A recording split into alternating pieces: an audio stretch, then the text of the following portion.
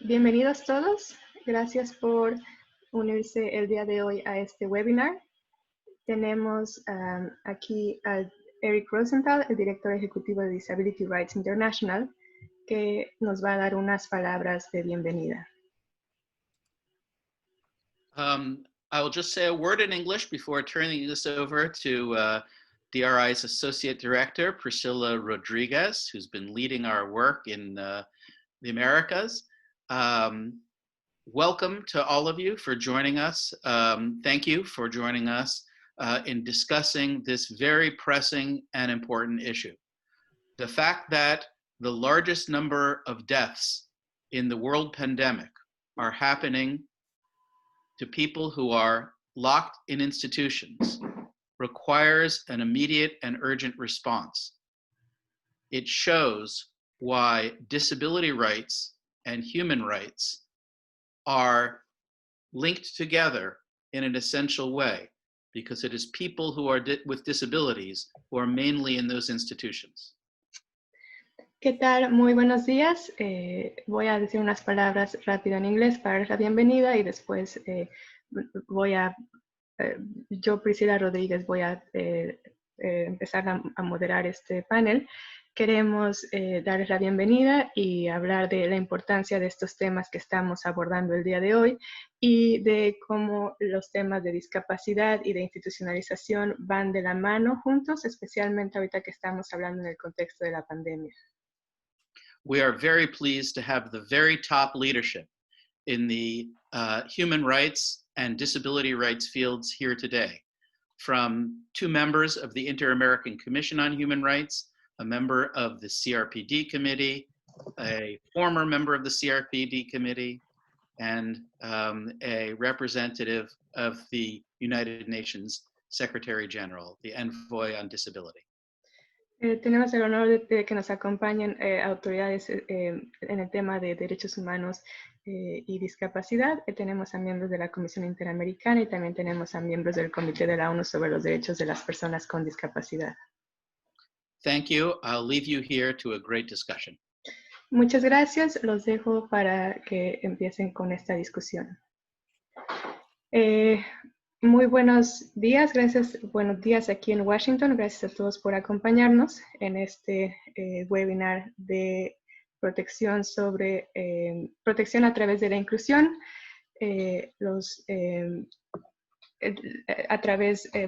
Vamos a abordar el tema de la desinstitucionalización de emergencia en las Américas. Lo primero, quisiera empezar muy rápido con unos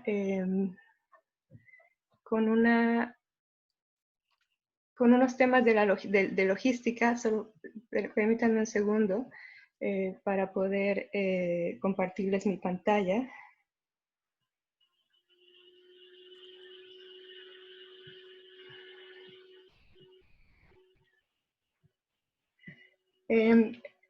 Unos temas muy rápidos de información logística. Todos los participantes estarán en silencio. Si tienen alguna pregunta, la pueden escribir en la parte de preguntas y respuestas. Es un recuadro abajo en su pantalla que dice QIA. Si quieren dirigir una pregunta a alguno de los ponentes, por favor escriban su nombre. Este webinar será grabado la transmisión por Facebook la haremos al finalizar el webinar, lo pondremos en Facebook, y la grabación del webinar también, así como información adicional, será enviada a ustedes en los días siguientes. Si tienen algún problema, por favor escriban en el chat, que también está abajo en sus pantallas, o manden un mail a lbrizuela@driadvocacy.org. El acceso a los subtítulos se puede hacer a través del botón de subtítulos en Zoom, que también está abajo en sus pantallas. Es un botón CC y pueden seleccionar ver subtítulos.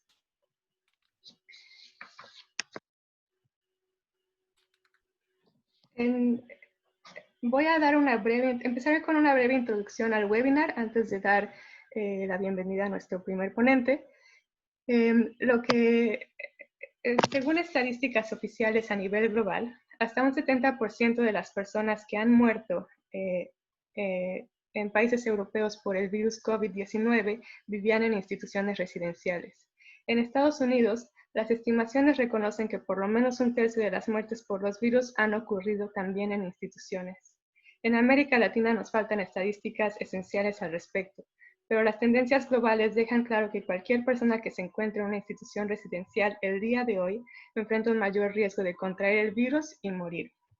Desde DRI hemos buscado por años que las personas con discapacidad en instituciones puedan vivir en la comunidad conforme a lo establecido por la Convención sobre los Derechos de las Personas con Discapacidad o la Convención. El día de hoy es necesario que las personas en instituciones salgan, no solo para garantizar su derecho a vivir en la comunidad, también para garantizar su derecho más básico a la vida. Las instituciones presentan un riesgo inherente a la propagación del virus COVID-19 debido a que las personas se encuentran segregadas en lugares cerrados en condiciones a menudo de hacinamiento, degradantes y abusivas. Gran parte de la discusión hasta ahora se ha centrado en cómo hacer que las instituciones sean más seguras a través de acciones que incluyen limitar el contacto entre los residentes y el exterior, proporcionar equipos de protección al personal, realizar pruebas, entre otros. Sin embargo, la verdadera discusión que se necesita tener es sobre la necesidad de sacar a las personas de las instituciones e iniciar un proceso de desinstitucionalización de emergencia como la única forma de realmente protegerlos. ¿A qué nos referimos con desinstitucionalización de emergencia? Aquí tengo una definición de lo que es la desinstitucionalización de emergencia. El término desinstitucionalización de emergencia se refiere a la protección del derecho básico de las personas con discapacidad a vivir en la comunidad con los servicios y apoyos necesarios para salir de la institución, según lo establecido por la Convención.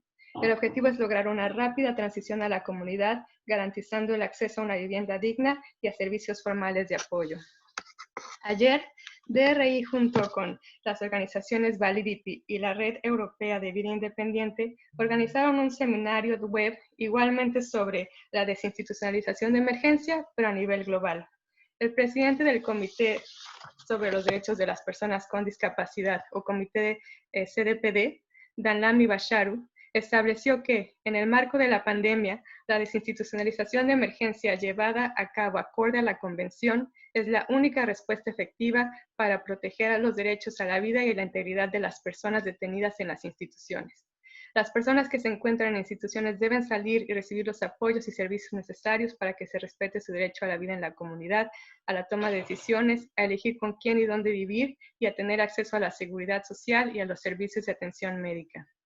La relatora de la ONU sobre discapacidad, Catalina de Bandas, señaló que debemos evitar la tendencia a querer desinfectar las instituciones y, en su lugar, debemos adoptar políticas urgentes para sacar a las personas de ellas. Esta es una oportunidad histórica que tenemos para de una vez por todas avanzar y no quedarnos en un modelo institucional que ha permeado la atención a personas con discapacidad. El día de hoy hablaremos más sobre este tema. Nuestros distinguidos ponentes abordarán las siguientes cuestiones en el webinar. Son amenazas inmediatas al derecho a la vida e integridad de niñas, niños y adolescentes y adultos en instituciones. Adopciones de medidas urgentes para prevenir daños irreparables a través de los sistemas internacionales y regionales de derechos humanos. Protección de las personas con discapacidad a través de la inclusión comunitaria y la desinstitucionalización de emergencia y la creación de una comisión internacional para proteger a las personas con discapacidad en instituciones a través de la inclusión y la desinstitucionalización de emergencia. El día de hoy tenemos el honor de contar con distinguidos ponentes que Eric ya mencionó, entre ellos nuestro primer ponente es Joel Hernández, él es comisionado y actual presidente de la Comisión Interamericana de Derechos Humanos. El comisionado Hernández nos hablará sobre los mecanismos de protección de derechos humanos establecidos por la Comisión Interamericana en el marco de la pandemia. Tengo el honor de brevemente presentar al comisionado y hablar un poco de su distinguida trayectoria.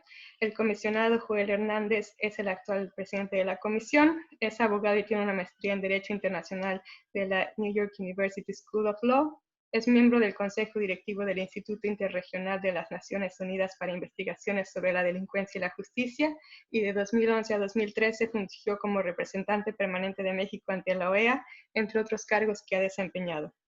Muchas gracias, comisionado, por su valiosa participación en este seminario. Le voy a dar la palabra.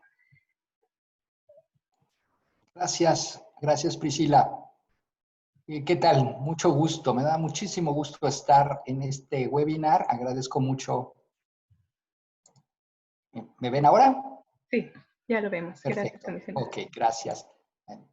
Decía que me da muchísimo gusto estar en este webinar organizado por Disability Rights International.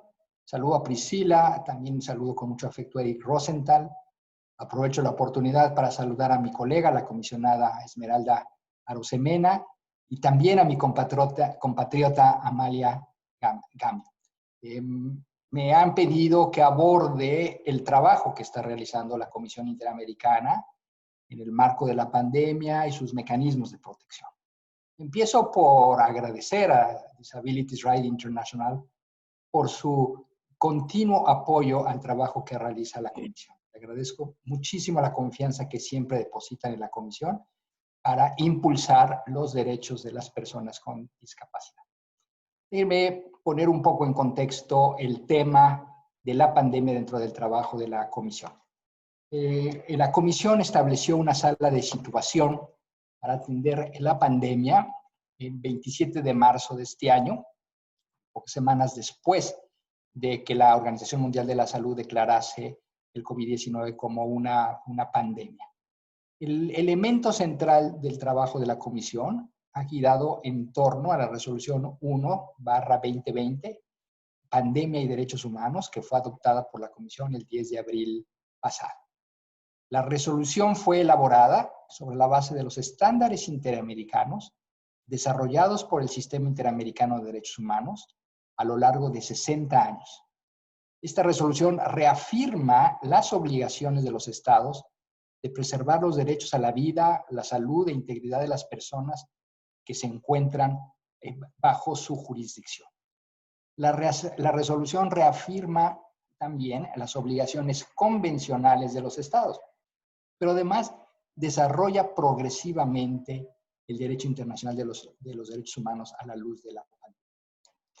En la elaboración de la resolución, partimos en la Comisión de la realidad que enfrenta nuestro continente. Las Américas es la región más desigual del planeta. Está caracterizada por profundas brechas sociales, donde la pobreza y la pobreza extrema constituyen un problema transversal en todos los estados de la región. Existen altas tasas de informalidad laboral y de trabajo e ingresos precarios que afectan a un gran número de personas en la región y que hacen aún más preocupante el impacto socioeconómico del COVID-19. Todo esto dificulta o impide a millones de personas tomar medidas básicas de prevención contra la enfermedad, como son el confinamiento, en particular cuando se afecta a grupos en situación de vulnerabilidad. La región también se caracteriza por altos índices de violencia generalizada, especialmente por violencia por razones de género, de raza o etnia, así como la persistencia de flagelos como la corrupción y la impunidad. En la Comisión nos preocupa sobremanera el incremento de denuncias sobre violencia de género que se han dado durante el confinamiento. Asimismo, en la región prevalecen graves crisis penitenciarias, la extensión del fenómeno de la migración, más el desplazamiento forzado interno, así como la discriminación estructural en grupos en situación de especial vulnerabilidad. Ya nos comentaban tanto Eric como Priscila la situación preocupante que viven muchas personas que se encuentran hoy institucionalizadas y que están siendo las víctimas más afectadas por la pandemia. La resolución 1/20 contiene 85 recomendaciones.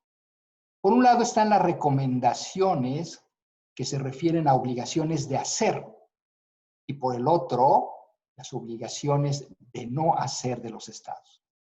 En el primer grupo están las acciones positivas que deben tomar los estados para preservar la vida, la salud y la integridad, con énfasis en los grupos de situación de vulnerabilidad. En el segundo grupo están los límites que los estados deben observar para no incurrir en abusos de poder en un contexto en el que estamos encontrando de suspensión de derechos. En la región, 12 países han adoptado decretos de suspensión de derechos o de garantías que toman distintos nombres según su marco constitucional y que han sido comunicados al secretario general de la OEA de conformidad con el artículo 27 de la Convención Americana de los Derechos Humanos. En otros países, aún en los que no ha habido una declaratoria formal de suspensión de derechos, los estados también han venido adoptando medidas de restricción para contener los efectos de la pandemia. La Comisión ha estado vigilante para que esas medidas se ajusten a los estándares de legalidad, necesidad, proporcionalidad y temporalidad que deben prevalecer en toda sociedad democrática. En particular, quisiera destacar dos límites que la Comisión ha establecido frente a la suspensión de derechos. El primer límite se encuentra reflejado en la recomendación 20 de la resolución y que dice la letra: asegurar que toda restricción o limitación que se imponga a los derechos humanos con la finalidad de protección de la salud en el marco de la pandemia cumpla con los requisitos establecidos por el derecho internacional de los derechos humanos. En particular, dichas restricciones deben cumplir con el principio de legalidad, ser necesarias en una sociedad democrática y, por ende, resultar estrictamente proporcionales para atender la finalidad legítima de proteger la salud. Es decir, estamos hablando de los requisitos de legalidad, necesidad y proporcionalidad. Adicionalmente, debemos mencionar la recomendación 21, que establece los principios que deben regir todo estado de excepción.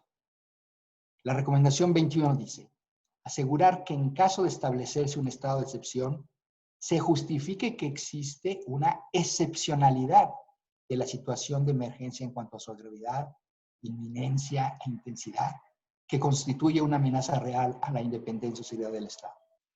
Segundo, la suspensión de algunos derechos y garantías sea únicamente por el tiempo estrictamente limitado a las exigencias de la situación. Tercero, las disposiciones que sean adoptadas resulten proporcionales. En particular, que la suspensión de derechos constituya el único medio para hacer frente a la situación.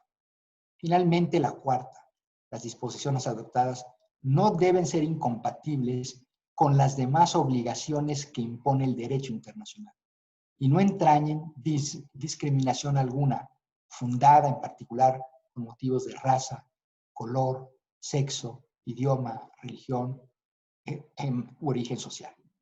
Ahora bien, al momento de emitir medidas de emergencia y contención frente a la pandemia, los estados de la región deben aplicar perspectivas interseccionales y prestar especial atención a las necesidades y al impacto diferenciado de dichas medidas en los derechos humanos de los grupos históricamente excluidos o en especial riesgo, tales como son las personas mayores, personas de cualquier edad que tienen afectaciones médicas preexistentes, personas privadas de libertad, mujeres, pueblos indígenas, personas en situación de movilidad humana, niñas, niños y adolescentes, personas LGBTI, personas afrodescendientes, personas con discapacidad, personas trabajadoras y personas que viven en pobreza y pobreza extrema. Especialmente personas trabajadoras informales y personas en situación de calle, así como las defensoras y defensores de derechos humanos, líderes sociales, profesionales de la salud y periodistas.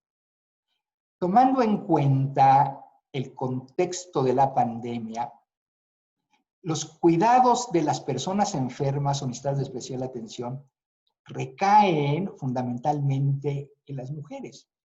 a expensas de su desarrollo personal o laboral, existiendo un escaso nivel de institucionalización y reconocimiento social o económico para tales tareas de cuidado que en tiempos de pandemia se vuelven aún más necesario y exigente. Sobre esta base, la Comisión emite 2 recomendaciones principales, que las destaco dentro del conjunto de las 85 que hemos dirigido a los estados.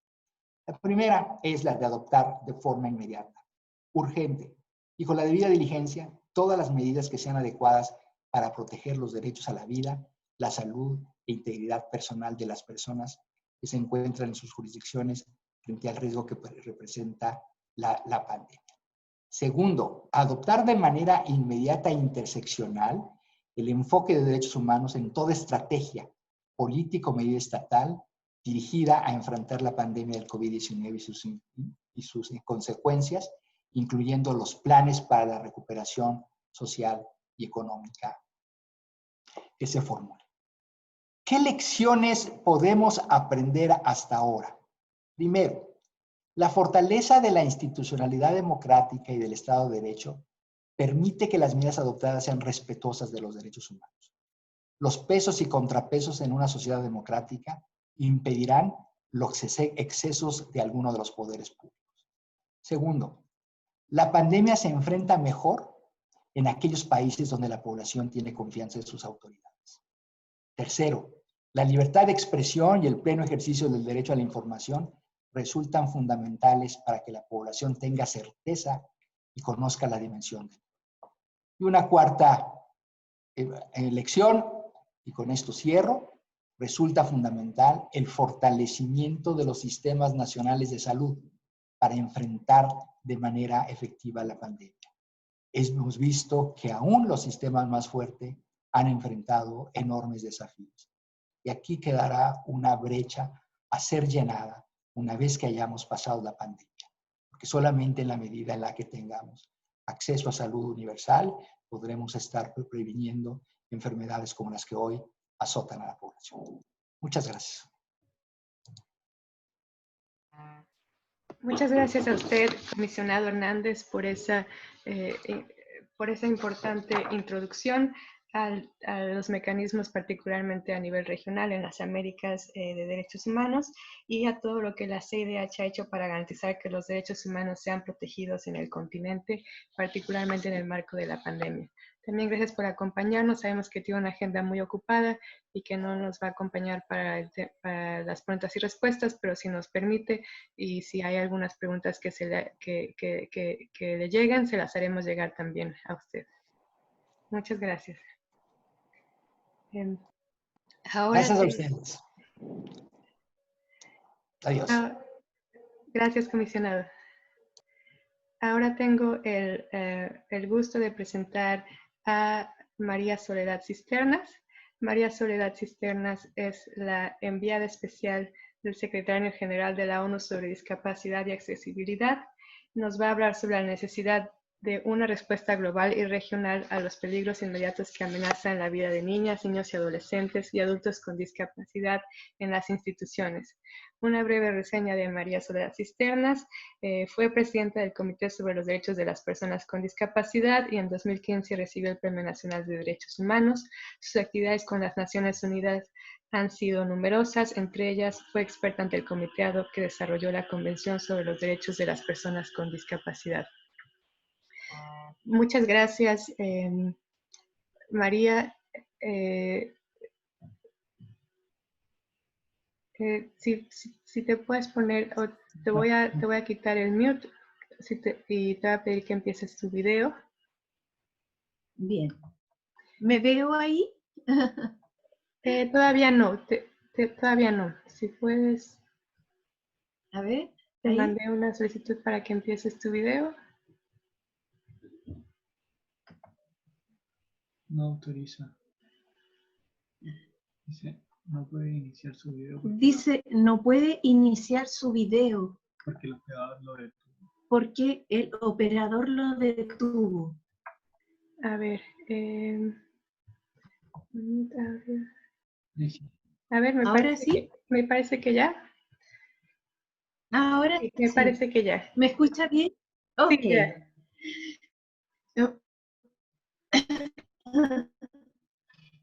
Bueno, muy buenos días a todas y a todos.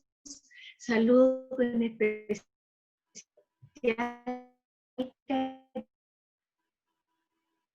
cariño a las integrantes de este panel, que agradezco a DRI por la invitación. En primer lugar, partiré diciendo que el modelo de derechos humanos de las personas con discapacidad, como sabemos, tiene algunos ejes principales, y uno de ellos tiene que ver con la eliminación de barreras que permitan una participación plena y efectiva de las personas con discapacidad en la sociedad. En relación a las barreras, desde luego, una persona que se ve sometida a restricciones a su libertad personal y que luego tiene otras restricciones adicionales, muchas veces lo que se refiere a contenciones químicas, mecánicas, físicas, aislamiento, tratamientos involuntarios, cirugías involuntarias, desde luego que es una persona que experimenta múltiples barreras. Si a eso agregamos la situación que experimentan en algunas ocasiones mujeres, niñas con discapacidad víctimas de abusos en situaciones de internación, como también personas mayores en esa condición, también estarán duplicadas esas barreras. Y como es evidente entonces, al haber tantas barreras en situación de institucionalización que afectan negativamente e impiden la participación plena y efectiva en la sociedad, llegamos a la lógica conclusión que la institucionalización es contraria al modelo de derechos humanos de las personas con discapacidad. Esto nos lleva también a señalar que la discusión viene desde hace más de 40 años y que en la Convención sobre los Derechos de las Personas con Discapacidad quedó plasmada específicamente en el artículo 14 sobre libertad y seguridad de la persona, ensamblado con lo que es el artículo 19 sobre la vida independiente y la inclusión en la comunidad. Ambos artículos son un bloque que nos hablan, en definitiva, como resultado de la desinstitucionalización. Esto debe ser leído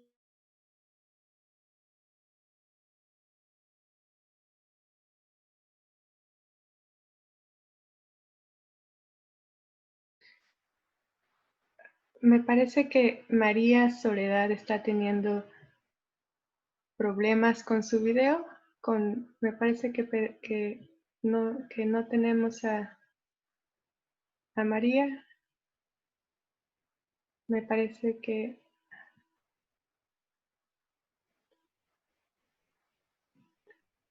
violencia y abuso, y también el artículo 25 sobre el derecho a la salud. Entonces, todo esto está en el marco legal de la Convención desde ya hace muchos años. La Convención entró, por lo tanto, llevamos 12 años de vigencia de la Convención. Un tercer aspecto es lo que refiere al comité, que seguramente Amalia Gamio lo tratará más en detalle, pero como el haber sido integrante del comité por años y presidenta de él, no puedo dejar de mencionar acá que el comité recogió toda esta normativa en dos documentos principales, que son las directrices para la aplicación del artículo 14 sobre libertad y seguridad de la persona, versión 1 y 2, que tiene los ejes que señalan claramente se impiden las restricciones a la libertad basada en la condición de discapacidad de una persona y tampoco en asociación con otros criterios como la peligrosidad presunta o real de una persona en relación a su propia integridad o a la integridad de otros. También se refiere a la posibilidad del acceso a la justicia para evaluar la legalidad de la medida y el consentimiento libre, ¿no? Pero quería resaltar estos ejes que tienen que ver específicamente con la temática de la internación involuntaria y la institucionalización. Bueno, el comité entonces también debe leer esas directrices en concordancia con el General Comment número 1, que se refiere al igual reconocimiento como persona ante la ley y la mencionada capacidad jurídica a la que me he referido, y el General Comment número 5 sobre inclusión en la comunidad y el ejercicio de la vida independiente. La institucionalización atañen también a otros grupos, como las personas mayores, y es por eso que la Convención Interamericana para la Promoción y Protección de los Derechos Humanos de las Personas Mayores de OEA señala también específicamente artículos de su marco normativo que se refieren a la libertad y seguridad de la persona en concordancia y en ensamble con el artículo sobre la vida independiente y la inclusión en la comunidad. Por supuesto, también nos habla de la capacidad jurídica, de la autonomía, del consentimiento libre e informado. Por lo tanto, este estándar internacional plenamente aplicable a las personas mayores también deja un parámetro claro en relación a la prohibición de las institucionalizaciones. Pero también el Comité sobre los Derechos del Niño se ha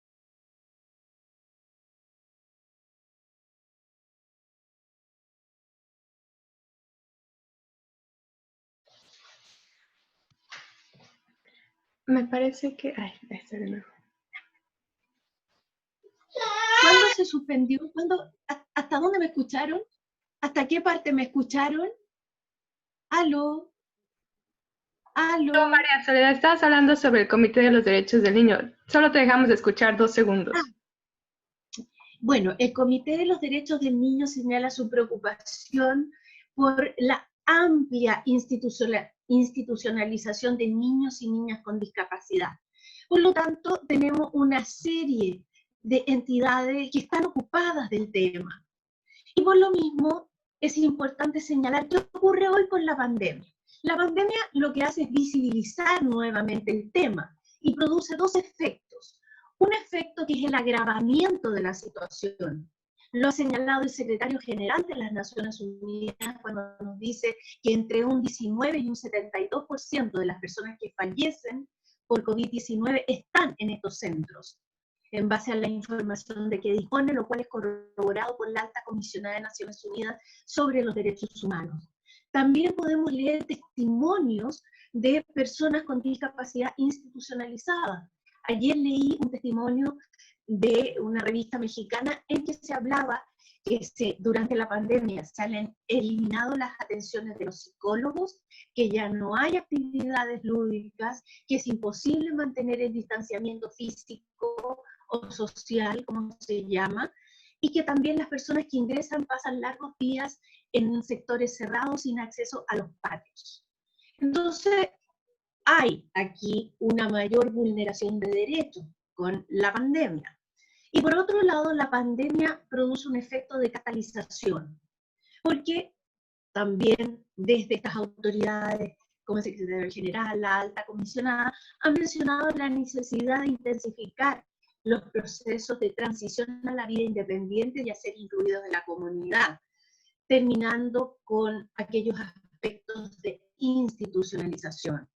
Relaciono esto con el las directrices del artículo 14, que señalan que una solución no es colocar más recursos a las instituciones ya existentes, sino que iniciar decididamente el proceso de desinstitucionalización. Entonces, la pregunta es, ¿cómo lo hacemos? Tenemos parámetros jurídicos, tenemos diagnósticos claros, y ahora, ¿cómo lo hacemos? Y en esto, el mismo secretario general de Naciones Unidas ha señalado que es necesaria la destinación de recursos económicos para efectuar los procesos de desinstitucionalización.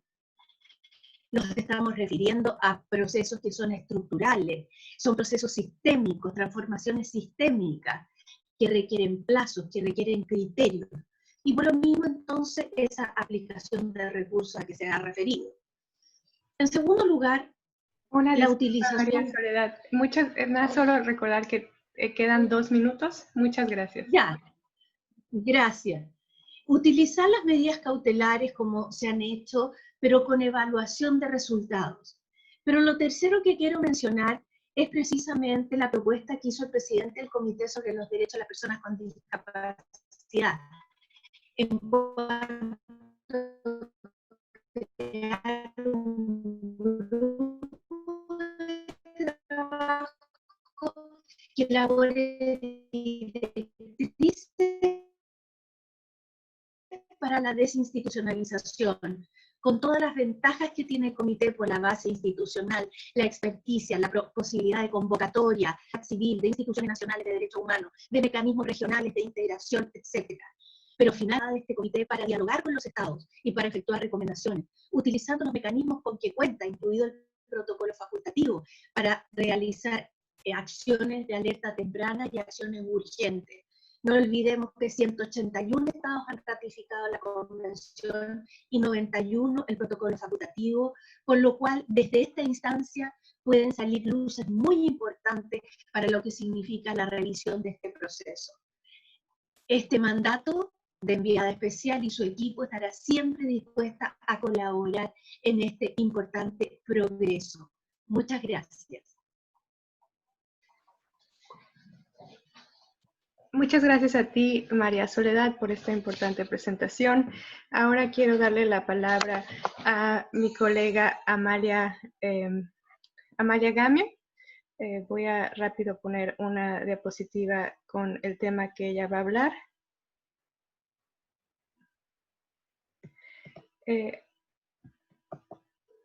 Amalia Gamio va a hablar sobre la desinstitucionalización en el marco de la competencia del Comité sobre la Convención de los Derechos de las Personas con Discapacidad. Amalia Gamio es actualmente la relatora del Comité de las Naciones Unidas sobre los Derechos de las Personas con Discapacidad. Fue parte del primer comité para el seguimiento de la Convención Interamericana para la Eliminación de todas las formas de discriminación contra las personas con discapacidad.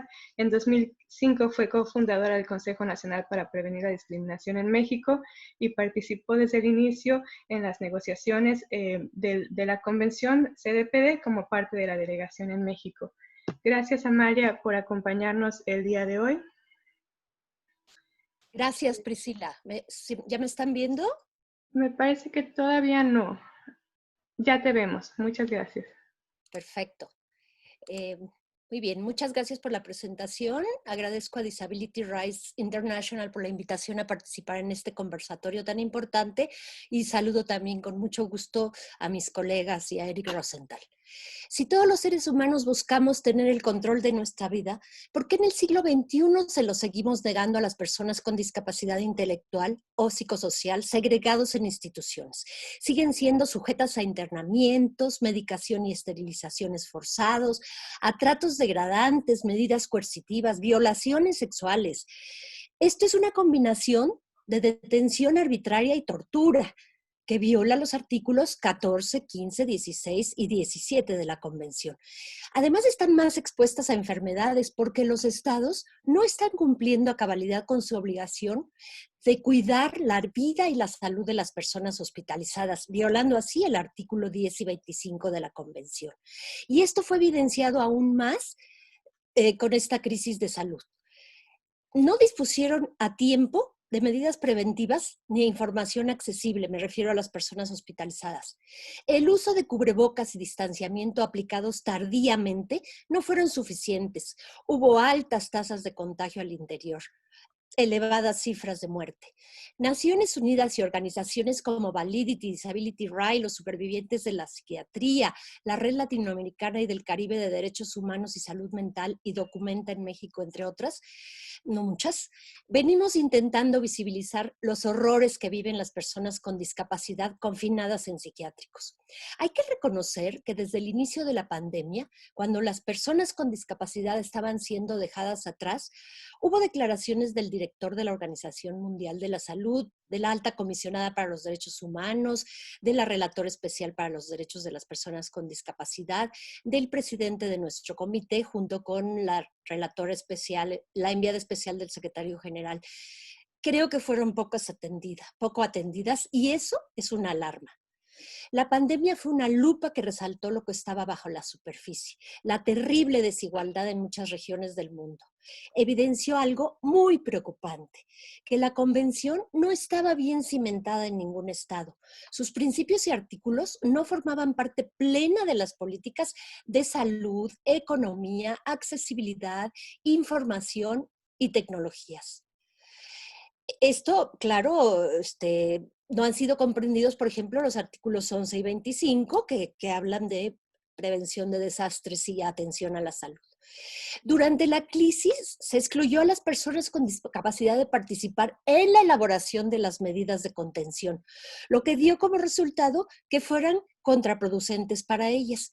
Incluso se difundió que se les negaría un ventilador mecánico al contraer COVID-19 basados en criterios de triage, violando el artículo 10 y remarcando que aún a pesar de la convención, se les considera ciudadanos prescindibles en aras de la supervivencia del más fuerte. Otra alarma. Evidenció que los estados parecen haber olvidado sus compromisos con los Objetivos de Desarrollo Sostenible de la Agenda 2030, que se leen entrecruzados con la Convención. Otra alarma. Un asunto que preocupa es que las organizaciones de la sociedad civil de personas con discapacidad sigan trabajando aisladamente. Es fundamental transversalizar su trabajo, que en las organizaciones de defensa de derechos de las mujeres haya niñas y mujeres con discapacidad, que en las de defensa de derechos de las personas LGTBI haya personas que se asuman con esta orientación, personas con discapacidad. La sociedad civil se ha reforzado en esta crisis. Hay que aprovecharlo. Será la única forma de visibilizarse. Para reforzar lo que viene, efectivamente, como dijo María Soledad, contamos con varios marcos legales vigentes. Desde luego la Convención, que en el artículo 19 especifica el derecho a vivir en forma independiente y a ser incluido en la comunidad.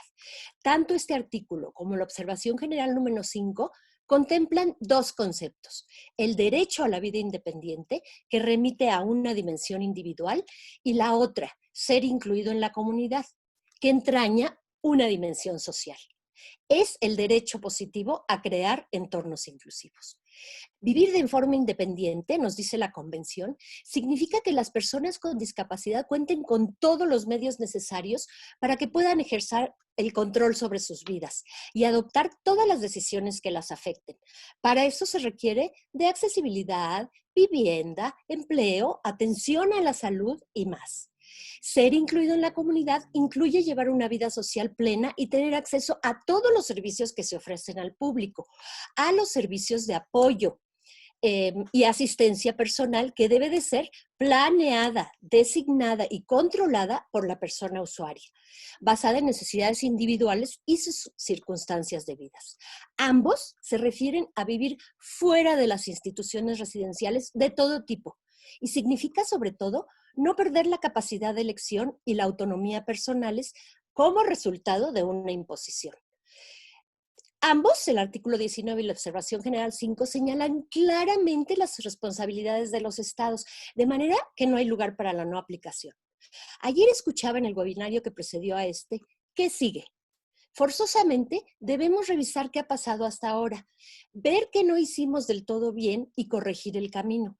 Incluso estar preparados ante el peligro de una segunda ola de contagios. Por ejemplo, en los informes de los estados parte al comité se observa que el cumplimiento de este artículo es todavía escaso. Algunos estados han iniciado acciones. Otros han confundido la desinstitucionalización con el traslado a residencias pequeñas, a las que describen erróneamente como de vida independiente, que persisten con normas rígidas, falta de intimidad y de atención individualizada, lo que las hace instituciones disfrazadas. En otros estados persisten en el internamiento y la construcción de nuevas instituciones, en lugar de emplear esos recursos en el desarrollo de servicios comunitarios. Como saben, el comité monitorea permanentemente la aplicación de la convención. Después de revisar sus informes, el comité envía a los estados parte recomendaciones para la implementación. Les recomienda para el artículo 19 derogar toda la legislación que permita la institucionalización forzada, consultar con las organizaciones de personas con discapacidad para adoptar y aplicar una estrategia nacional integral con medidas claras, plazos, parámetros de referencia, fondos, recursos humanos y técnicos suficientes. Promulgar y aplicar leyes para que el entorno y las comunidades locales, la información y la comunicación sean accesibles para todas las personas con discapacidad, con servicios comunitarios y asistencia personal. No utilizar fondos públicos en la construcción de nuevas instituciones, sino reasignarlos a servicios comunitarios, eliminar nuevos ingresos, llevar estadísticas del número de personas en las instituciones, capacitar al personal que será contratado como asistentes por las personas con discapacidad, que los subsidios que se otorguen por ley sean suficientes y se entreguen directamente a los usuarios, que se construyan viviendas accesibles y asequibles en la comunidad y emplear la cooperación internacional en programas de transición y de apoyos comunitarios, desde luego en coordinación con las organizaciones de la sociedad civil. Por falta de recomendaciones no quedamos, pero no se cumplen a cabalidad. Hay muchas resistencias culturales, sociales, educacionales, estigmatizadoras.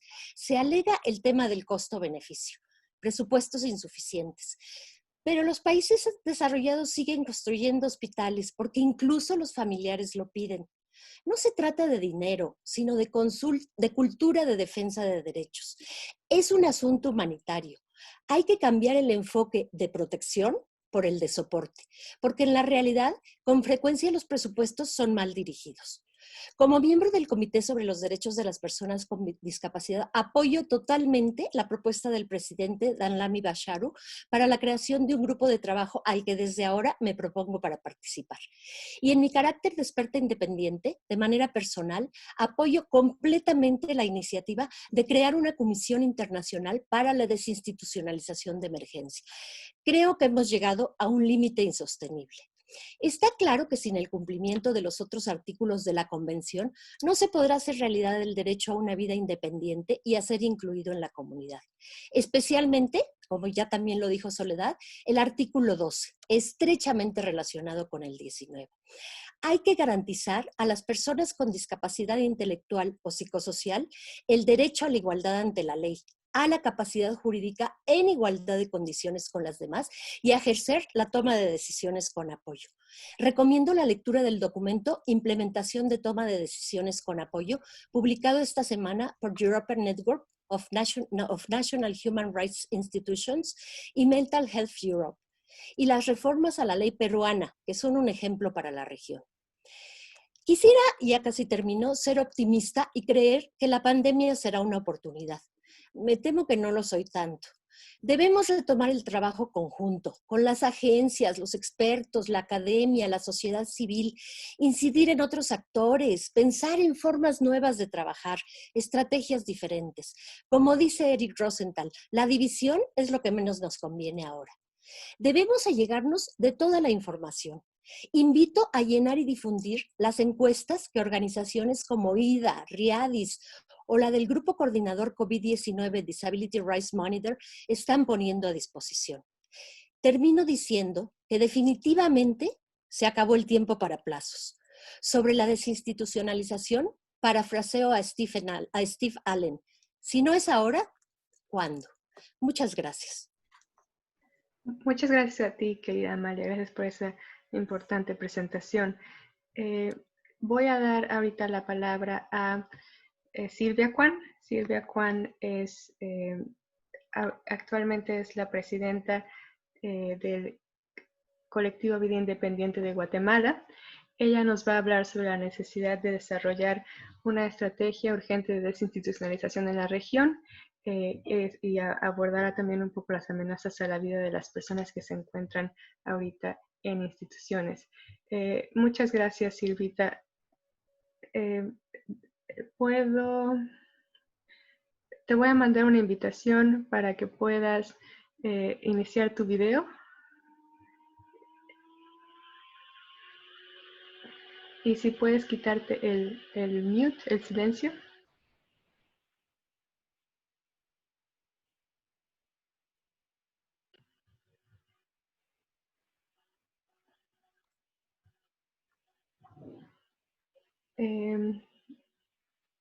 Me parece que...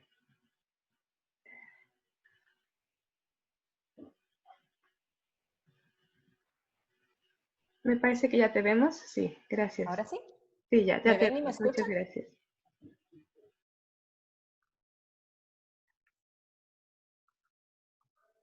¿Me escuchan? ¿Y me ven? Sí, ya te escuchamos, Silvita. Gracias. ¿Y me veo también? Sí, también te vemos. Ok. Bueno, pues en primer lugar, muchas gracias por la invitación que me ha hecho DRI y además del agradecimiento que les doy por haberme invitado, también de el honor que me hace sentir poder participar aquí con dos comisionados de la CIDH, además con Amalia y María Soledad, con quienes hemos trabajado por décadas en la lucha por los derechos de las personas con discapacidad.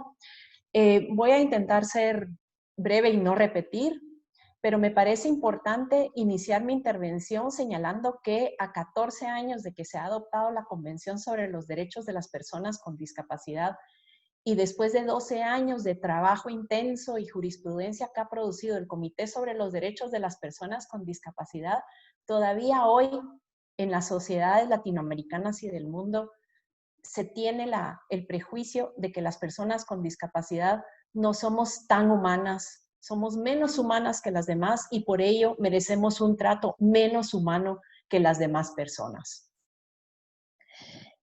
Este comité, representado hoy por mi amiga Amalia Camio, ha examinado los avances en el cumplimiento de la Convención en 16 de los 18 países latinoamericanos y del Caribe, más Canadá y Haití. Y en todos estos países, sin excepción, todavía se mantienen las instituciones de tipo residencial para personas con discapacidad. Esto incluye orfanatos, asilos, hospitales psiquiátricos, incluso escuelas de educación especial. Aunque no pude encontrar un dato fidedigno de la cantidad de instituciones de larga estadía de personas adultas con discapacidad que existen en la región, los informes de los países presentados ante el comité indican que todavía es una tendencia de que las instituciones sean la alternativa única que tienen miles de personas con discapacidad que son abandonadas por la pobreza, el desconocimiento, los prejuicios, pero lo más importante, por la falta de servicios de apoyo para la inclusión en la comunidad, obligación que deben de cumplir los estados para. Pero para tener una idea, pude tener acceso a un informe elaborado por la Red Latinoamericana de Acogimiento Familiar y UNICEF, publicado en el año 2016. Indica que en América Latina existen 2.463 orfanatos gestionados por la Iglesia Católica. También hay muchas instituciones de esta naturaleza gestionadas por la Iglesia Evangélica e iglesias de otras denominaciones religiosas que refuerzan el mito de que las personas con discapacidad son objetos de caridad y de misericordia. Muchas de estas instituciones no tienen un control o supervisión de un mecanismo independiente que proteja los derechos de los niños y las niñas ahí institucionalizados. Voy a citar algunas líneas de este informe que nos dicen que predomina en los registros actuales un enfoque que trata la discapacidad como un problema de salud en detrimento de una mirada multidisciplinaria y coherente con el modelo social propuesto por la Convención. La condición de discapacidad de los niños es uno de los principales factores de su institucionalización.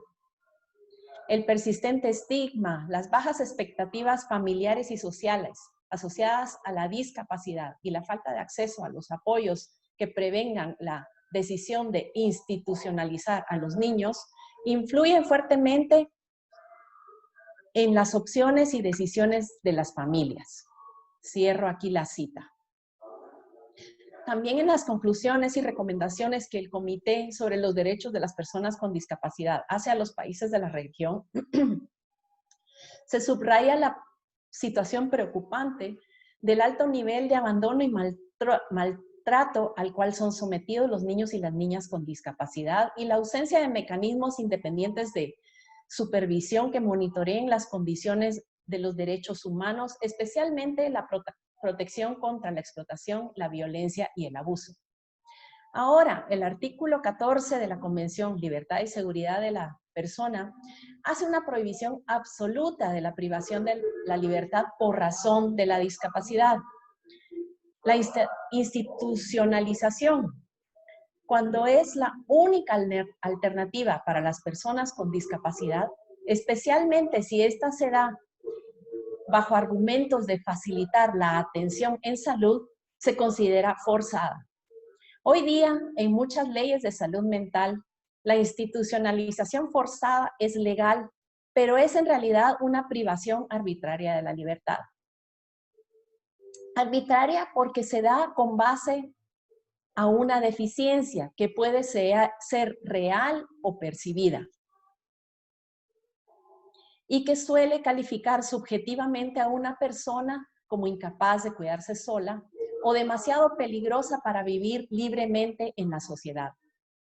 Como se ha mencionado aquí por mis predecesores en el panel, en estos tiempos de confinamiento y los llamados de una higiene continua y sanitización, en los países de la región es cuando se desnuda la cruda realidad que los estados de la región no han cumplido con lo mínimo de sus obligaciones en relación a los derechos de las personas con discapacidad.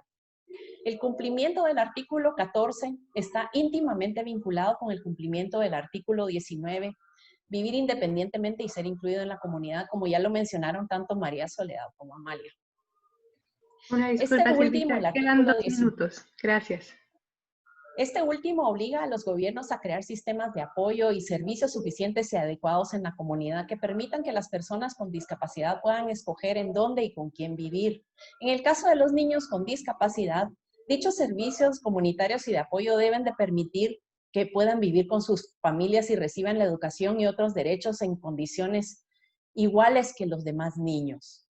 Hoy día voy a mencionar el Hospital Nacional de Salud Mental en Guatemala. Es un centro de privación de libertad de más de 350 personas con discapacidad detenidas arbitrariamente por su discapacidad. Las autoridades han mantenido un hermetismo sobre la situación del COVID-19 después de que hace más de un mes se supo que un miembro del personal de enfermería había sido contagiado y que previo a ello había desempeñado un turno de 24 horas interactuando con pacientes y personal. Extraoficialmente se sabe que más de la mitad del personal hoy día ha sido contagiado con el coronavirus, lo que hace que además la mitad del personal no esté presente en dicho hospital. Y nos hace suponer también que la mayoría de los pacientes han de estar contagiados, pero las autoridades de salud insisten en que en ese hospital, después del enfermero que fue diagnosticado inicialmente, no han habido más contagios. Urge tomar medidas de protección y estas medidas deben de iniciar por la desinstitucionalización de emergencia. Voy a terminar, Priscila, solo haciendo un llamado para que las medidas de desinstitucionalización regional de emergencia deben de empezar también por las instituciones rectoras en derechos humanos. Y traigo aquí algo que mencionó ayer Catalina de Banda sobre la preocupación de que los defensores tradicionales de derechos humanos no han asumido la desinstitucionalización de las personas con discapacidad como una medida urgente de protección de derechos humanos.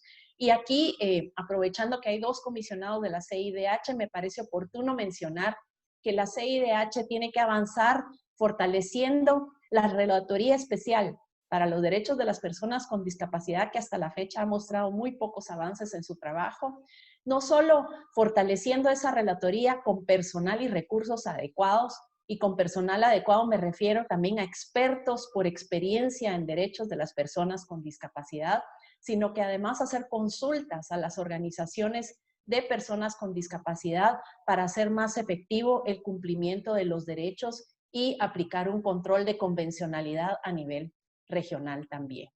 Muchas gracias. Muchas gracias a ti, querida Silvia.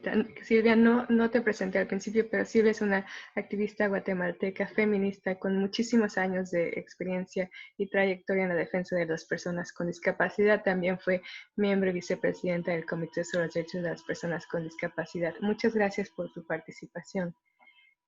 Ahora tengo el gusto de presentar a la comisionada Esmeralda Arosemena de Troitiño.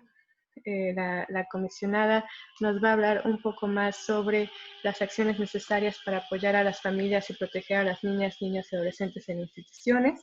Es comisionada y relatora sobre los derechos de la niñez de la Comisión Interamericana de Derechos Humanos.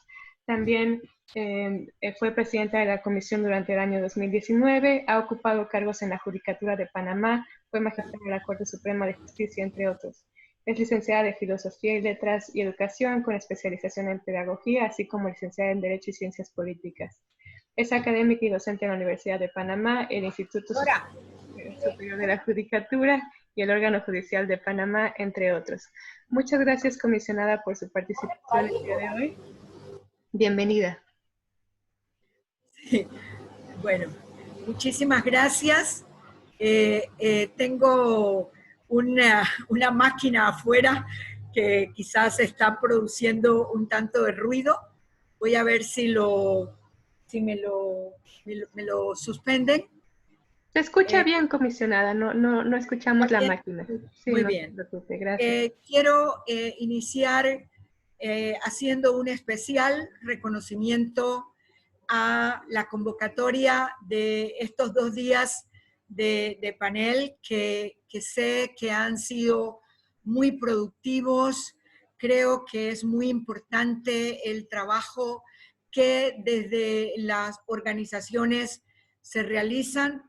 Colocar el tema, discutir el tema es fundamental y estoy segura que es así, se lo debemos a las organizaciones, a lo que desde el comité, desde las fuerzas motoras para dirigir precisamente el tema de los derechos, en particular los derechos humanos de las personas con una discapacidad.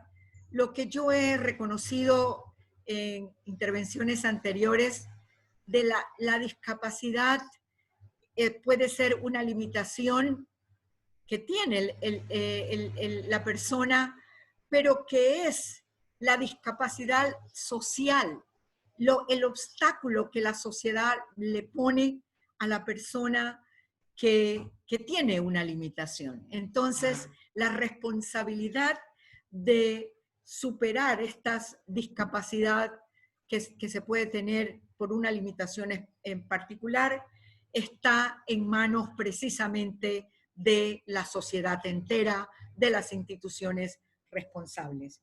Me complace poder haber compartido en esta mañana con Silvia, con Amalia, con María Soledad, con Eric y con mi honorable colega, el presidente de la comisión, que efectivamente tiene el compromiso que desde la comisión realicemos un trabajo más firme, más visible en la protección de los derechos de las personas con discapacidad.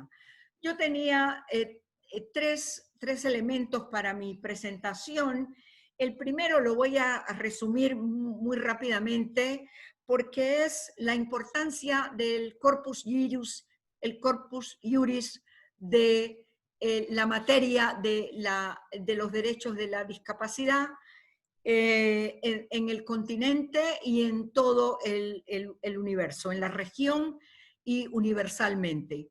Creo que tenemos un material riquísimo, que se complementa con protocolos, que se complementa con los comités del tratado, y que efectivamente, constituyen las obligaciones, la forma que tenemos como sociedad de exigir la responsabilidad en el cumplimiento de esas obligaciones. Obligaciones que están en instrumentos internacionales, pero que también están muchas veces en las normas internas y que obligan a las autoridades a atender.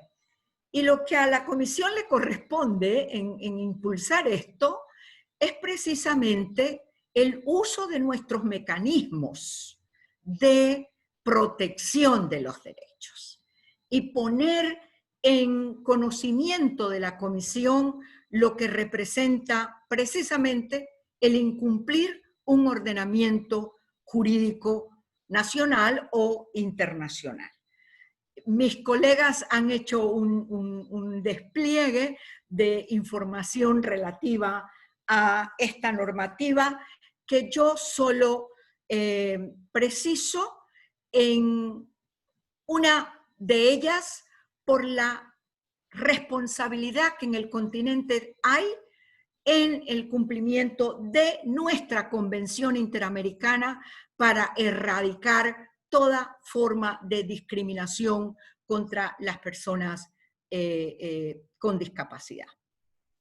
Y como decía al inicio, el Corpus Juris, la Convención Americana, nuestra convención, a través de la Corte Interamericana, ha marcado muy bien la importancia que tiene que desde el continente tengamos la referencia y la aplicación de la Convención de los Derechos del Niño. El segundo punto es precisamente un énfasis en lo que mi relatoría en la comisión implica, que es la relatoría por los derechos de niños, niñas y adolescentes. Y este segundo bloque lo enfoco en la importancia de destacar la protección especial y reforzada que todos los niños, niñas y adolescentes tienen por su condición de desarrollo, su proceso evolutivo, su nivel o condición de dependencia de un adulto responsable, y de esa manera la Convención de los Derechos del Niño ha señalado de manera muy puntual lo que para atender este concepto de protección integral de todos los niños, sin exclusión ni discriminación alguna, la identificación de grupos de niños que pueden estar enfrentando factores de vulnerabilidad. Los niños, niñas y adolescentes con discapacidad constituyen un grupo importante precisamente por estos factores de vulnerabilidad que una condición de discapacidad pueda presentarles. Pero este derecho a esta protección va muy vinculado a un derecho, el derecho a la familia. Aquí mis compañeras han hecho una precisión muy buena de lo que representa la libertad, la dignidad, el derecho a su vida personal, a su decisión.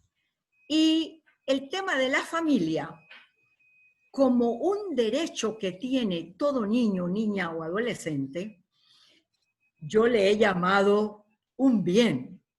Es un bien del que es titular el niño y que en las condiciones de discapacidad los niños pueden estar efectivamente sufriendo una vulneración de este derecho a vivir con su familia.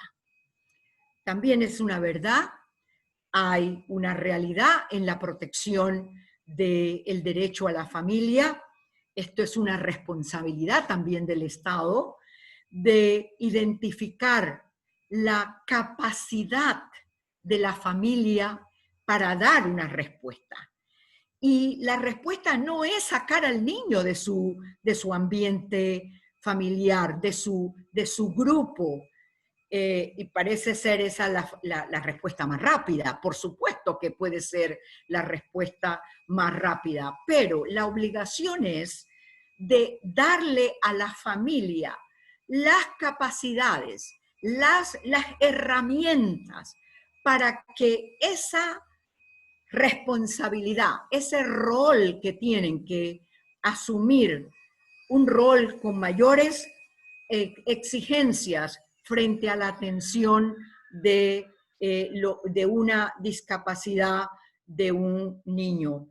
Pero en este sentido, quiero destacar respecto a los dos derechos que he mencionado, la importancia que tiene entonces de la institucionalidad nacional de la protección de los derechos de los niños, niñas y adolescentes en este renglón específico de una protección especializada por su condición. Entonces, ¿de qué institucionalidad estoy hablando? La pregunta que tenemos que hacernos es, ¿nuestra institución responsable de la protección de los derechos de los niños responde a una política nacional a favor de la infancia con enfoque de derechos? ¿Hay una visión de integralidad, una visión holística de lo que los derechos humanos de los niños significa?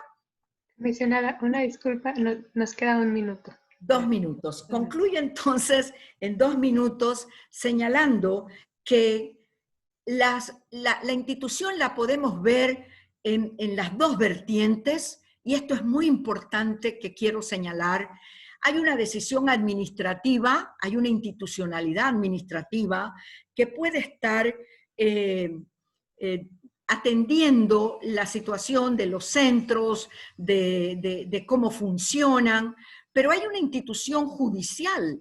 La institución judicial, que son los jueces, jueces de familia, jueces de niñez, que frente a una situación de vulnerabilidad para asegurarle el derecho al niño a su ambiente y no a la institucionalización, los jueces tienen que tener precisamente este sentido de una respuesta de separación del niño.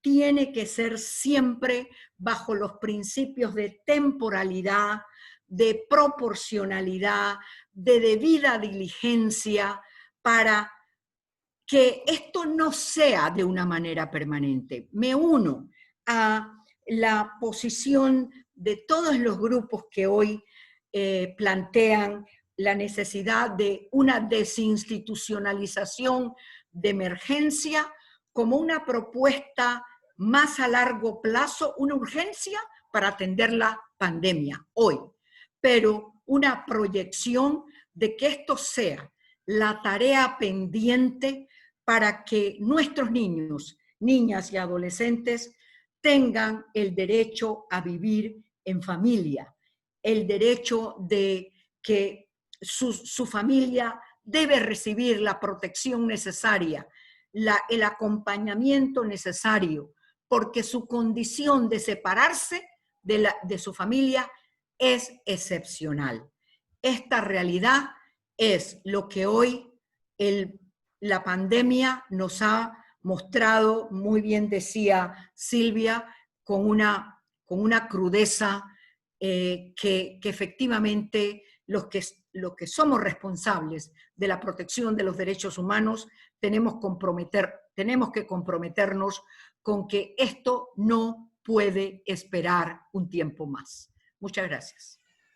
Gracias a usted, comisionada, por ese importante llamado a la desinstitucionalización de emergencia y también a proteger y garantizar los derechos de la niñez. Agradecemos todo el trabajo que ha hecho incansable para garantizar el derecho de esta población. Ahora tengo el honor de presentar a mi colega Macarena Sabín Paz, coordinadora del área de salud mental de la organización CELS en Argentina, que nos hablará sobre las acciones llevadas a cabo en el contexto nacional argentino para proteger a las personas con discapacidad en instituciones. Muchas gracias, Macarena. Macarena tiene una presentación de PowerPoint. Yo la voy a, tú me vas diciendo, me parece que ahí está, ¿se ve? Perfecto, sí, sí, perfecto. Eh, Bueno, comienzo dando la bienvenida a las personas que están escuchándonos y viéndonos a través de este webinar. También agradecer a la organización y en especial a Priscila, que se puso en contacto con el CELS para que podamos estar presentes en esta mañana.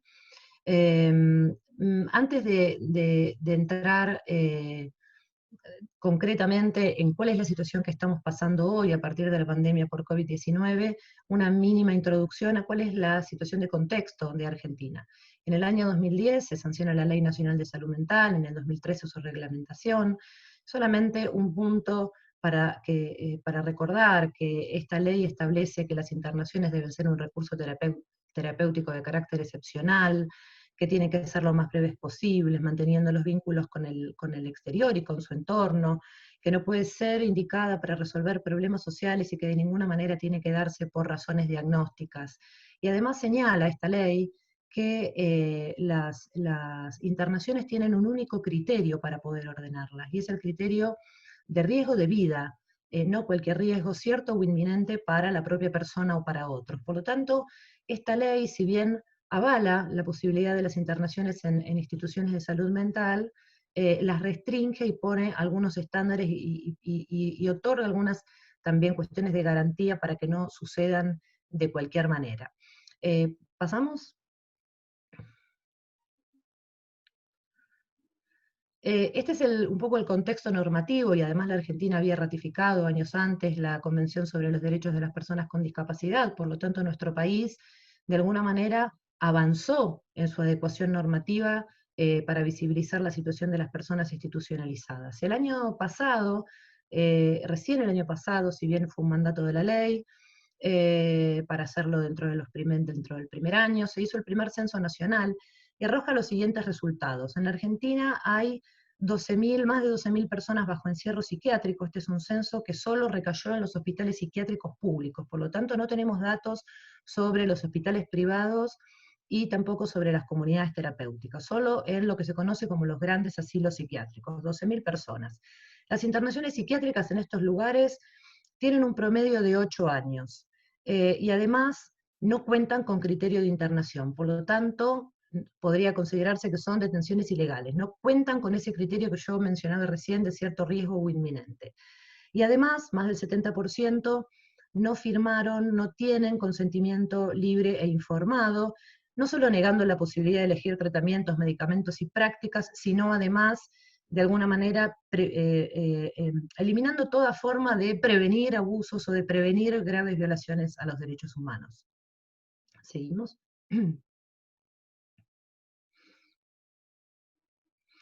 Dentro de las prácticas que hoy están todavía vigentes y que se producen en los psiquiátricos de Argentina, encontramos la sobremedicación como una de las prácticas ordinarias, digamos, como una práctica de normalización de la conducta, la terapia electroconvulsiva también, aunque no se reconozca y aunque esté desalentado por el órgano de revisión de salud mental, que es el órgano de protección sobre este grupo de personas, el aislamiento, las sujeciones físicas, abusos físicos, abusos sexuales, y de la misma manera esterilizaciones sobre las mujeres, esterilizaciones forzadas, ruptura de los lazos vinculares entre madres e hijos. Y además de esto, si bien la Argentina avanzó con la reforma de su Código Civil y Comercial y con cuestiones que tienen que ver sobre la incapacitación, todavía estamos muy lejos de poder sustanciarlo en las sentencias y en los cambios de fondo. ¿Seguimos?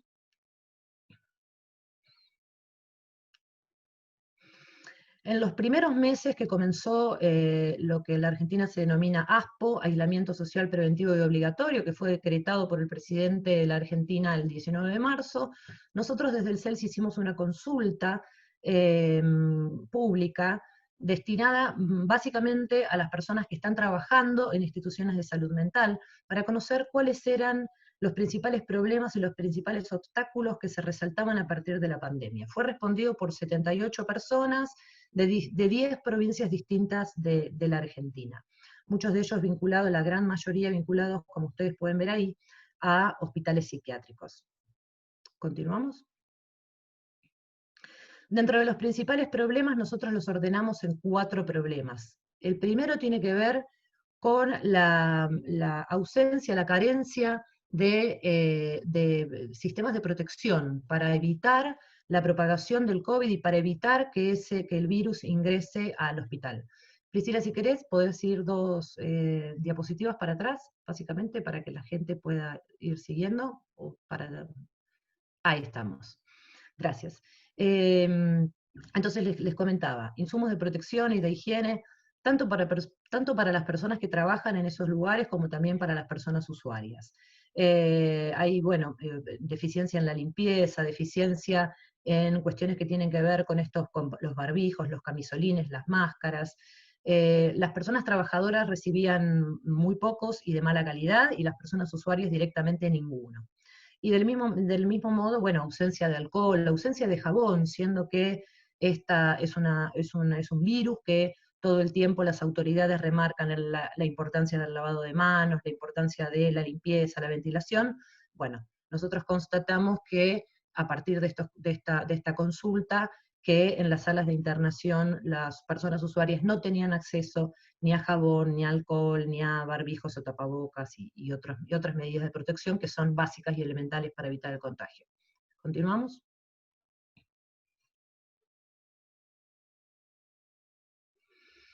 El segundo punto que destacamos fue o que se destaca a partir de la consulta, es el problema de la comunicación. Primero voy a hablar de la comunicación con las personas, de las personas usuarias con el exterior, con sus referentes afectivos, con sus familiares y también con sus representantes legales, que son quienes pueden defenderlos y son quienes pueden detener una situación de violencia institucional durante la internación.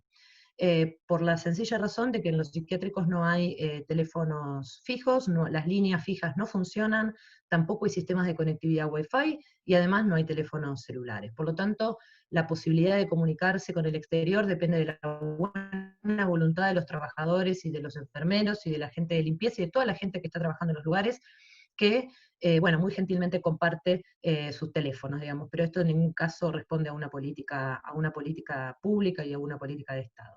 Por otro lado, una falta grave de comunicación institucional que tiene que ver con la ausencia de protocolos claros, de directivas claras, para que los hospitales y las personas que trabajan allí puedan saber, bueno, qué hacer ante un caso sospechoso, qué hacer ante un caso confirmado, qué hacer ante un caso asintomático. Digo, esto quedó bajo la gestión general, no solamente de cada hospital, sino que dentro de cada hospital de cada servicio. Es decir, hay una heterogeneidad muy grande de realidades, y la gestión de esas realidades depende mucho de la buena voluntad, de la impronta, del paradigma con el que cada persona trabaje dentro de los servicios, y esto es ante la ausencia de directivas claras, políticas claras. ¿Continuamos? Bueno, como dice ahí, las visitas fueron suspendidas, las salidas del hospital también fueron suspendidos, la comunicación.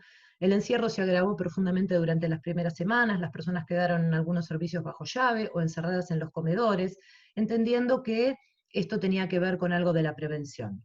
Y entonces, bueno, acá lo que ocurrió fue que se responde al encierro con mayor encierro, y que de ninguna manera el aislamiento puede ser simbólico. En todo caso, responde a medidas que pueden llegar a ser sanitarias y epidemiológicas, pero que de ninguna manera pueden ser simbólicas y sociales. Y no se arbitraron tampoco otros medios para que las personas puedan mantener este contacto con el exterior. ¿Continuamos? El tercer punto tiene que ver con el cobro de pensiones. Estas personas en su mayoría son personas que reciben pensiones no contributivas y que en general para poder hacerse de esas pensiones salían del hospital con algún acompañante terapéutico, al banco, al cajero, a cualquier lugar, o incluso en algunos hospitales hay algunos cajeros si tienen la suerte de que funcionen. A partir de esto no se pudieron tampoco arbitrar medidas alternativas para que la justicia, que depende del sistema de justicia, pueda ingresar a los hospitales para hacer los pagos. Por lo tanto, las personas, además de haber quedado más aisladas y más encerradas y sometidas a todas estas condiciones poco dignas de vida, además se quedaron sin la posibilidad de su recurso económico, siendo lo único que tienen para vivir. Y el cuarto punto tiene que ver con los abordajes. Los abordajes tuvieron una gran disminución de lo que tiene que ver con la impronta psicosocial y comunitaria, y se reforzaron mucho más los problemas de índole médico y farmacológico. Por lo tanto, lo que nosotros observamos a partir de esto es que lo que hemos nombrado muchas veces como digamos, el poder, lo que tiene que ver con la prevalencia, el poder médico hegemónico dentro de estos hospitales, ante un contexto como la pandemia, cobra muchísima más fuerza, ¿no? Entonces, bueno, los acompañamientos terapéuticos siendo un eslabón clave para el tratamiento y sobre todo para la posibilidad de adquirir mayor autonomía, para la posibilidad de la vida independiente, se suspendieron y recayó sobre la figura de los acompañantes terapéuticos la misma política que si fuera una visita. No pueden ingresar al hospital, cuando los médicos, los enfermeros, incluso los psicólogos siguen ingresando. Pero a los acompañantes se los dejó por fuera de esta posibilidad, siendo aparte los que más conocen los gustos, los deseos de las personas con las que trabajan. De la misma manera, hubo una gran merma en los equipos tratantes, algunas personas porque ingresaron a licencia, otras porque fueron redistribuidas en otros servicios, y muchas personas que se atendían de manera ambulatoria en estos hospitales quedaron sin sus tratamientos psicológicos y sociales. Por lo tanto, lo que está reforzado y lo que vuelve a demostrar esta situación de pandemia, que nosotros la pensamos como un analizador, son, bueno, las falencias del hospital psiquiátrico y de alguna manera cómo lo que tiene que ver con el poder médico hegemónico recobra mayor fuerza y recobra mayor visibilidad ante una situación como esta. Todo lo que tiene que ver de una índole más social, comunitaria y demás, digo, con todo otro tipo de abordajes, quedaron suspendidos. ¿Avanzamos? Entonces, bueno, de alguna manera estas son las conclusiones que nosotros hacemos, que las personas comenzaron a vivir lo que llamamos un doble aislamiento, perdieron las visitas, las salidas, la posibilidad de tener tratamientos más integrales, una denotada ausencia de políticas públicas que determinan los lineamientos, las directivas a seguir en un contexto tan grave como puede ser, no solamente la pandemia, sino la posibilidad de que esta enfermedad ingrese a un hospital psiquiátrico, conociendo además lo que había pasado en otros países con las personas que están institucionalizadas. Sin embargo, bueno, una importante ausencia de políticas concretas, claras, protocolos y demás para poder manejarse. Y por otro lado, bueno, el encierro aparece vinculado solamente a la restricción física de si pueden salir de las salas o los pabellones al jardín o no pueden salir, cuando en realidad lo que nosotros señalamos e interpretamos es que el encierro es mucho más que eso. Y que si hay, y está reforzado, y ese encierro parece reforzado por la incomunicación, por el miedo de las personas usuarias a salir y a contagiarse, porque es eso lo que se va generando, ¿no? Desde también una política de no aclarar, de no capacitar, de no poder tener diferentes instancias en la asamblea con las personas que están viviendo ahí, y entonces, bueno, queda un poco librado al azar. Y también, bueno, la limitación de las visitas y la posibilidad de salir.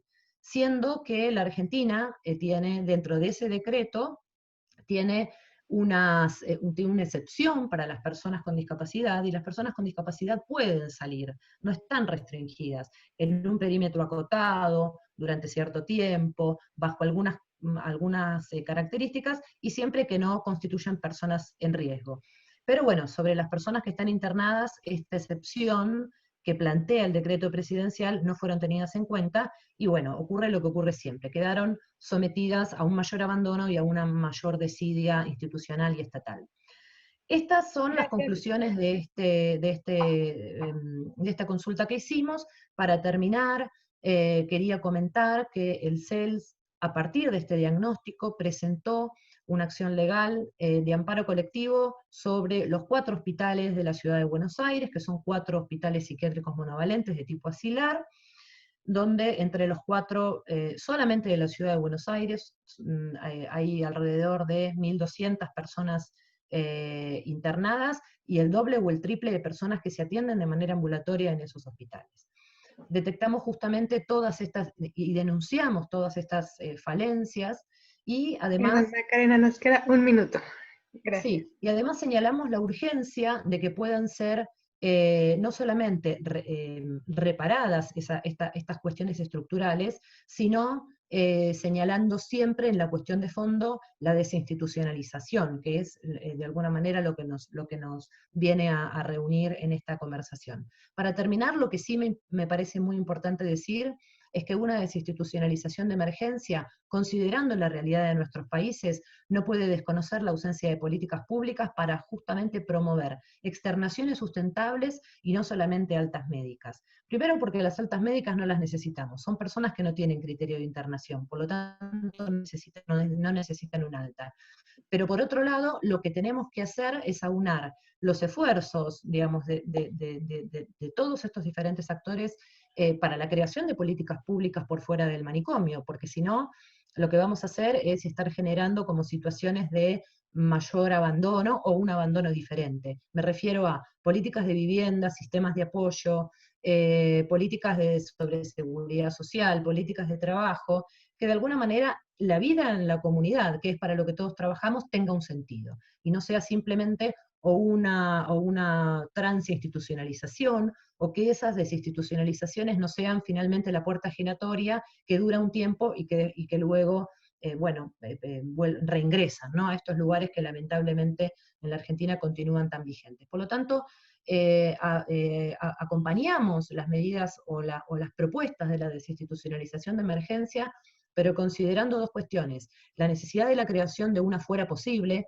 que se parezca a la vida digna como la de cualquiera de nosotros, y por otro lado, sí, la necesidad de revertir algunas cuestiones que hoy son urgentes y que están matando a las personas que están encerradas en estos lugares hasta que esto se produzca, porque todas estas son vidas que importan, y mientras estén ahí adentro, si bien el riesgo es muy grande y tenemos que promover que salgan, también todos los días se mueren personas por causas, decimos nosotros, y lo tenemos así comprobado, que podrían haberse evitado.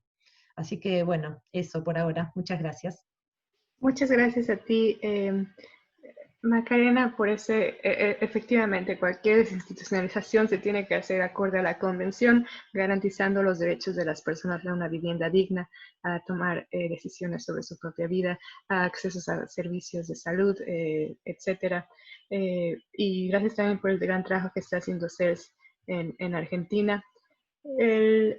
Se nos ha acabado el tiempo, el webinar estaba planeado hasta la 1 de la tarde, pero aquí tengo unas 2 preguntas que tal vez podríamos hacer y pasarnos solo por 10 minutos en los tiempos que tenemos ahorita. La primera pregunta es que, y aquí, bueno, voy a hacer las 2 preguntas y ya si algunas de los ponentes pueden responder.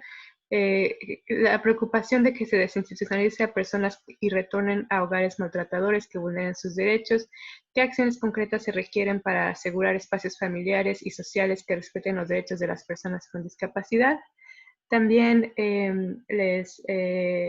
una pregunta a los comisionados del sistema interamericano sobre la importancia de fortalecer la relatoría de discapacidad. ¿Qué planes se tienen al respecto?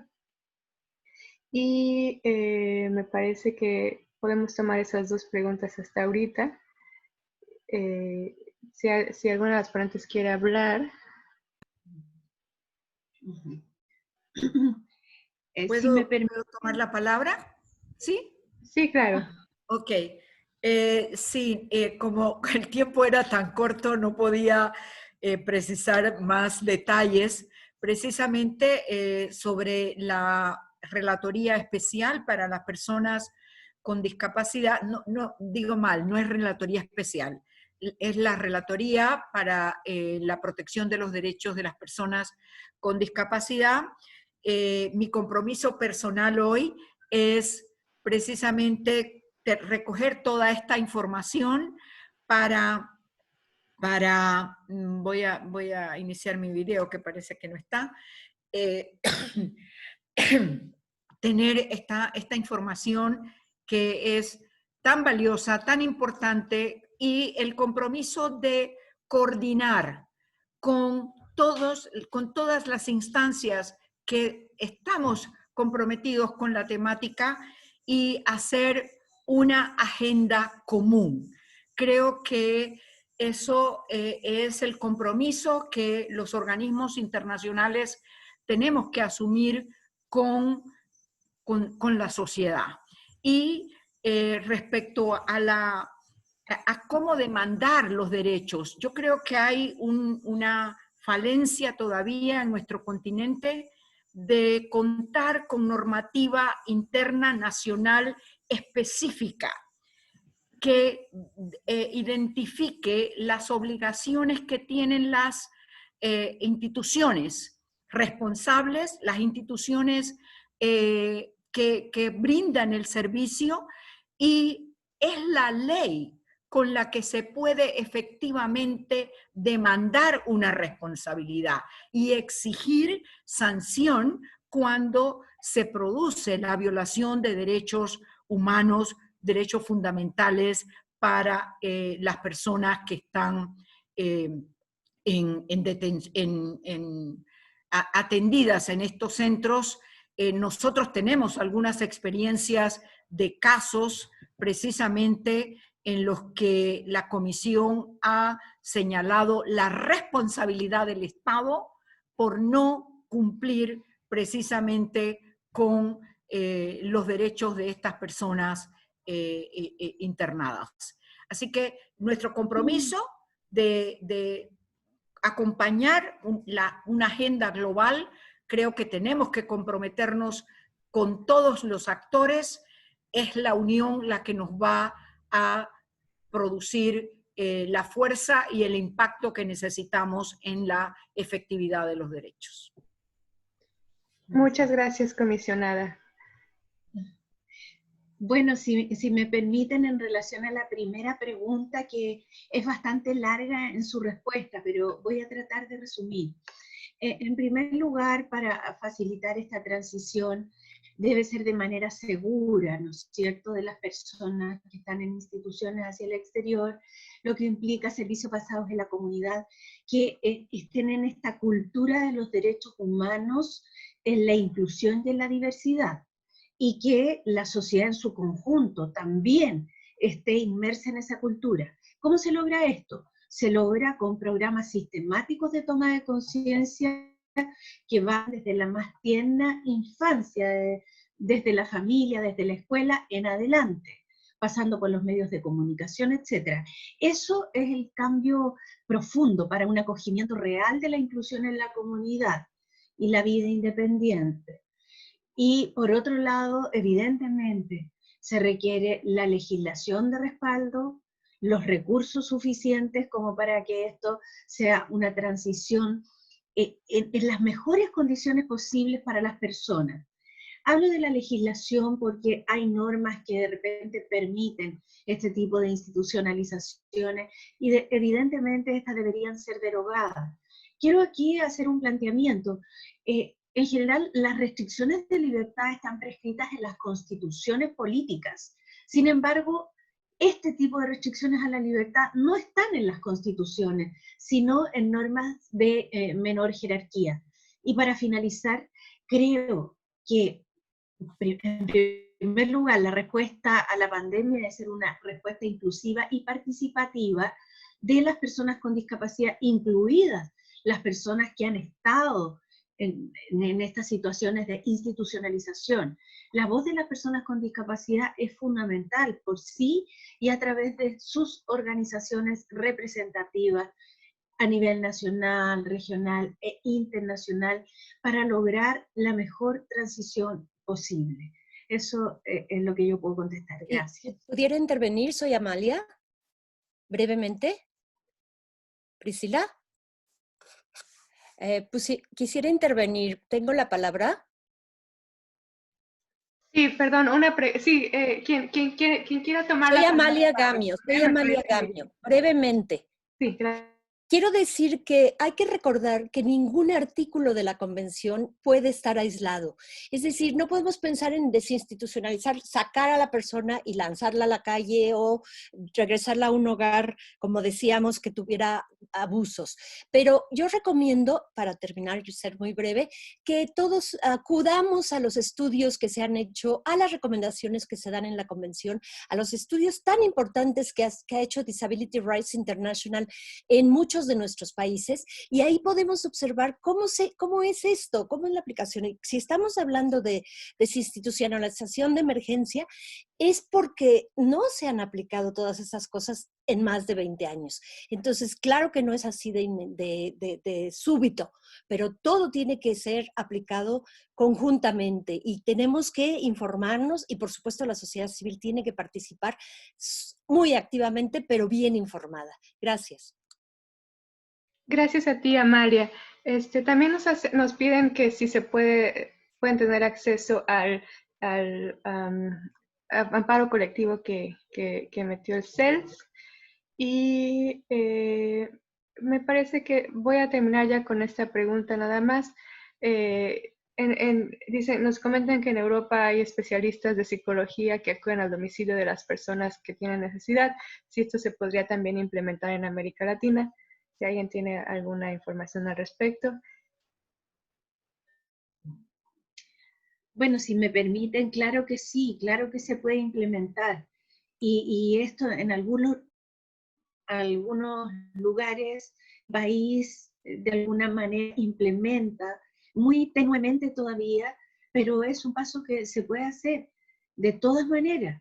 Y mientras existan estas instituciones, no pueden olvidar la atención psicológica de las personas que allí se encuentran. Las personas no son solamente para medicar, las personas son personas con sus sentimientos, emociones, sensaciones, vínculos, individualidades. Y por eso quisiera en este minuto, muy chiquitito, contar que ahora recién falleció en nuestro país una persona con síndrome de Down, que estuvo 4 días en una urgencia de hospital, y la familia alega que no tuvo acceso a ventilación mecánica por el síndrome de Down. Entonces, todo esto nos lleva a replantear que finalmente a las personas con ciertas discapacidades, especialmente intelectuales, psicosociales, se las coloca en una situación de vulnerabilidad tal que finalmente, en este caso, lamentablemente, llegó a la muerte. Será materia de investigación judicial, pero la sociedad no puede permanecer indiferente. Tenemos que estremecernos y producir allí los cambios profundos. No puede ser solo noticia la discapacidad cuando muere una persona en las condiciones señaladas. Discapacidad está siempre. Estamos hablando de un 15% de la población en el mundo. Aprovecho esta tribuna para poder decir eso porque las vulneraciones de derechos como esta podrían ser calificadas de discriminación y de tratos crueles, inhumanos y degradantes. Gracias. Muchas gracias, agradecemos de manera especial. Si me das permiso, sí, Priscila. Claro que sí. Creo que es importante también decir que los servicios comunitarios son factibles, son muy factibles y hay ejemplos en toda nuestra región también de que la inclusión comunitaria y los apoyos desde la propia comunidad son también muy posibles. Lo que necesitamos es cambiar el paradigma, porque todavía hoy día, sobre todo diría yo desde una visión occidental, las personas con discapacidad se ven todavía como esas cargas y por eso la institucionalización es lo más común.